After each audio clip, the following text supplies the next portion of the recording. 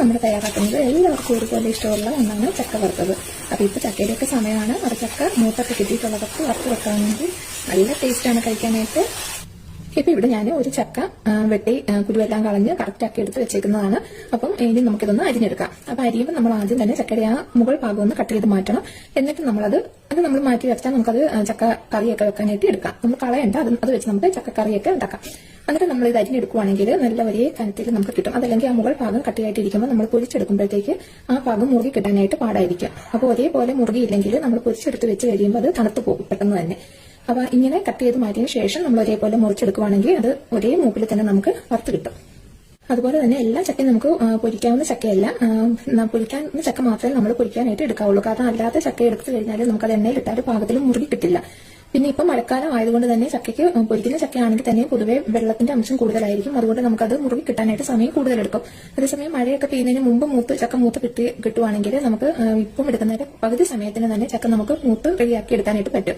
അപ്പൊ അങ്ങനെ കുറച്ച് കാര്യങ്ങളൊക്കെ നമ്മളൊന്ന് ശ്രദ്ധിച്ചാൽ മതി. നമുക്ക് ചക്ക നല്ല കറക്റ്റായിട്ട് വറുത്തെടുക്കാനായിട്ട് പറ്റും. അപ്പൊ ഇത് ഞാനൊന്ന് കംപ്ലീറ്റ് ഒന്ന് അരിഞ്ഞെടുക്കട്ടെ.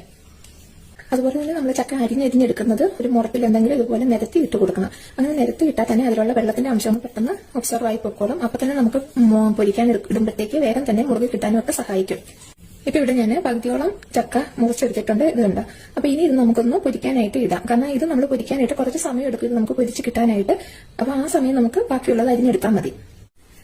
ചക്ക വറുക്കാൻ വേണ്ടിയിട്ട് ഞാനിവിടെ ഒരു ഉരുളി എടുത്ത് വെച്ചിട്ടുണ്ട്. അപ്പോൾ ഉരുളി നന്നായിട്ട് ചൂടായിട്ടുണ്ട്. ഇനി ഇതിലേക്ക് നമുക്ക് വെളിച്ചെണ്ണ ഒഴിച്ചു കൊടുക്കാം. അപ്പൊ എണ്ണ കൂടുതൽ അങ്ങ് ഒഴിക്കുവാണെങ്കിൽ നമുക്ക് കൂടുതൽ ചക്ക ഇട്ട് വേഗം തന്നെ വറുത്തെടുക്കാനായിട്ട് പറ്റും. ഇനി എണ്ണ നന്നായിട്ട് ചൂടാവട്ടെ. എണ്ണ നല്ലപോലെ ചൂടായതിനു ശേഷം മാത്രമേ നമ്മൾ അതിലേക്ക് ചക്ക ഇട്ട് കൊടുക്കാവുള്ളൂ. അതുപോലെ തന്നെ ഞാൻ ഈ ഒരു തവിക്ക് ഒരു തവി കല്ലുപ്പെടുത്ത് ഒരു പാത്രത്തിൽ ഇട്ട് അതിലേക്ക് 1/2 കപ്പ് വെള്ളം ഒഴിച്ച് ഒന്ന് ഇളക്കി വെക്കുവാണ്. അപ്പൊ ഇത് നമുക്ക് മാറ്റി വെക്കാം. നമ്മുടെ ചക്കയൊക്കെ മൂത്ത് വരുമ്പോൾ ഇത് നമുക്ക് റെഡിയായി കിട്ടും. ഇപ്പൊ ഇവിടെ എണ്ണ നന്നായിട്ട് ചൂടായിട്ടുണ്ട്. ഇത് നമുക്ക് ചക്ക ഇട്ട് കൊടുക്കാം. അപ്പൊ ചക്ക ഇട്ട് കൊടുക്കുമ്പോൾ സൂക്ഷിച്ചിടണം. കയ്യിലേക്ക് എണ്ണയൊന്നും തെറിക്കാതെ സൂക്ഷിച്ച് സാവധാനം വേണം ഇട്ട് കൊടുക്കാൻ.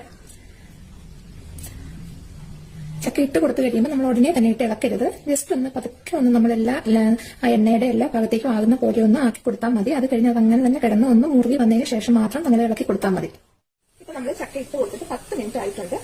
എന്താ ഈ സമയമാകുമ്പോൾ നമ്മളിതൊന്ന് ഇളക്കി കൊടുക്കുക. അപ്പം നമ്മൾ വല്ലാണ്ട് ഇട്ടങ്ങ് ഇളക്കരുത്. ഇതുപോലുള്ള കമ്പി എന്തെങ്കിലും വെച്ചൊന്ന് പതുക്കെ ഇളക്കിയാൽ മതി. എല്ലാ ഭാഗവും ഒന്ന് അടിമുകളും അറിയത്തക്ക രീതിയിലൊന്ന് ഇളക്കി കൊടുക്കുക. സമാധാനമായിട്ട് നമ്മൾ ഇളക്കി ഇടങ്ങ് കുഴഞ്ഞ പോലെ ആയി പോകും.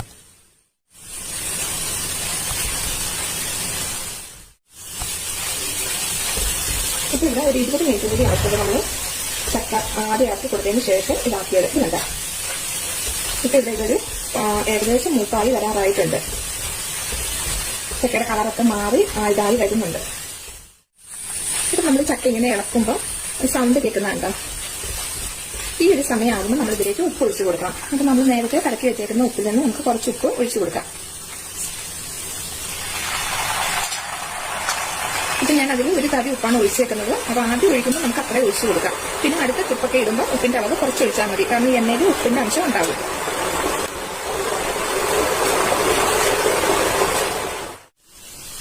ഇപ്പൊ ഇവിടെ കറക്റ്റ് 35 മിനിറ്റ് ആയിട്ടുണ്ട്. നമ്മൾ ചക്ക ആദ്യം ഇട്ട് കൊടുക്കപ്പെട്ടുള്ള സമയം. ഈ ഒരു സമയമായിട്ടാണ് നല്ല കറക്റ്റായിട്ട് റെഡി ആയിട്ടുണ്ട്. അത് ഇനി ഇത് നമുക്കൊന്ന് കോരിയെടുക്കാം. അപ്പോൾ കോരിയെടുക്കുമ്പോൾ നമുക്കത് ആ ഒരു ഇതിന്റെ സൗണ്ട് കേൾക്കുമ്പോൾ നമുക്ക് അറിയാൻ പറ്റും ചക്ക കറക്റ്റ് പാകത്തിന് നമുക്ക് കിട്ടിയിട്ടുണ്ടെന്നുള്ളത്. അപ്പം ഇടയ്ക്ക് നമുക്ക് അതിന് നോക്കുമ്പോൾ അതിനകത്ത് ഇതിലേക്ക് കുറവ് തോന്നിയാലും അത് നമ്മൾ കോരി വെച്ച് തണുത്ത് കഴിയുമ്പോൾ നല്ല കറക്റ്റായിട്ട് നമുക്ക് റെഡി ആയിട്ടുണ്ടാവും. അപ്പോൾ ഇനി നമുക്ക് കോരിയെടുക്കാം. ഇനി ഇതുപോലെ നമുക്ക് അടുത്തത് ഇട്ട് വറുത്തെടുക്കാൻ മതി. അപ്പം എല്ലാവരും കഴിച്ചിട്ട് നോക്കുക. അപ്പോൾ ഇത് നിങ്ങളുടെ ഫീഡ്ബാക്ക് മറക്കാതെ കമന്റ്സ് ആയിട്ട് അറിയിക്കുക. അപ്പൊ അടുത്ത ചക്ക നമ്മൾ അരിഞ്ഞു കഴിഞ്ഞിട്ടുണ്ട്. അപ്പൊ ഇനി അത് ഇതുപോലെ നമുക്ക് ഇട്ട് വറുത്തെടുക്കാൻ മാത്രം മതി. അത് ഇതുപോലെ ചക്കയുള്ള ഇപ്പം ചക്കയൊക്കെ മൂത്തിട്ടുള്ളവർ ഇതുപോലെ വറുത്ത് വെക്കുവാണെങ്കിൽ എല്ലാവർക്കും ഇഷ്ടമുള്ള ഒന്നായിരിക്കും ചക്ക വറുത്തത്. അത് എല്ലാവരും ഉണ്ടാക്കി നോക്കുക.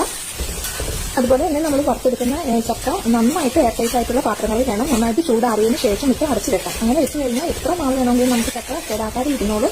അപ്പോൾ കൂടുതലൊക്കെ ഉണ്ടാക്കുവാണെങ്കിൽ ഇപ്പോൾ ഒരു 3-4 ചക്കയൊക്കെ നമ്മൾ വറുത്ത് വെക്കുവാണെങ്കിൽ നല്ല സ്റ്റീലിന്റെ പാത്രത്തിൽ അടച്ച് പേപ്പറൊക്കെ ഇട്ട് വെച്ചിട്ട് നമ്മൾ ഇടിച്ച് വെക്കുവാണെങ്കിൽ ഒട്ടും തന്നെ തണുത്ത് പോകാതെ ഇരിക്കും. അപ്പം ആവശ്യത്തിനുള്ളത് മാത്രം ചെറിയ പാത്രത്തിലേക്ക് എടുത്ത് വെച്ച് നമ്മൾ ഉപയോഗിക്കാനായിട്ട് എടുക്കുക. അപ്പോൾ എല്ലാവരും കഴിച്ചിട്ട് നോക്കുക. നമ്മുടെ ചക്ക നമ്മൾ 2 പ്രാവശ്യമാക്കിയിട്ട് അത് വറുത്തെടുത്തിട്ടുണ്ട്. സൗണ്ട് കേൾക്കുമ്പോൾ അറിയാം അത്ര നല്ല ക്രിസ്പി ആയിട്ടുള്ളതാണ്. അപ്പോൾ ഈ റെസിപ്പി നിങ്ങൾക്ക് ഇഷ്ടമായിട്ടുണ്ടെങ്കിൽ മറക്കാതെ ലൈക്ക് ചെയ്ത് കൊടുക്കുക. അതുപോലെ തന്നെ നിങ്ങളുടെ ഫ്രണ്ട്സിനും ഫാമിലി മെമ്പേഴ്സിനും എല്ലാം ഷെയർ ചെയ്ത് കൊടുക്കാനും മറക്കരുത്. ഇൻഷാ അല്ലാഹ് നമുക്ക് പുതിയ റെസിപ്പിയുമായി വീണ്ടും കാണാം.